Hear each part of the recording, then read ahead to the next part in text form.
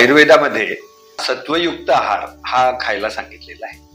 आजचे आपण एखाद दुसरं उदाहरण ह्याच्यामध्ये जर घ्यायचं म्हटलं तर आज आपण पिझ्झा खातो, आज बर्गर खातो, अगदी वडापाव खातो. ह्याच्यामध्ये सत्व किती आहे हा एक मोठा प्रश्न निर्माण होतो.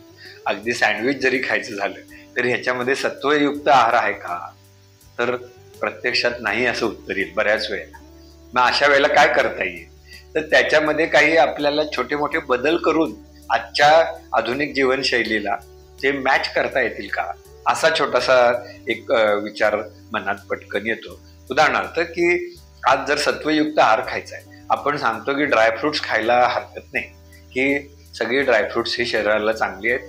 अर्थात कोलेस्ट्रॉल आणि या सगळ्याचा विचार जो आहे तोही केला पाहिजे, पण त्याच्यासाठीही आयुर्वेदाचे वेगळे विचार आहे. तर आत्ता आपण जर उदाहरणार्थ असं म्हटलं की खजूर खायचा आहे, तर नुसता खजूर खाण्यापेक्षा किंवा खजुराला स्मूथी करून घेण्यापेक्षा जर खजूर आणि चांगलं गाईचं तूप हे जर एकत्र करून रोज सकाळी 2-3 खजुराच्या बिया काढलेला खजूर आणि एक चमचाभर प्रत्येकात अर्धा चमचा चांगलं तूप घालून जर खाल्लं तर हा अतिशय सत्वयुक्त पौष्टिक आहार आहे. आज आपण भाकरीचे फायदे आणि तोटे दोन्ही आहे.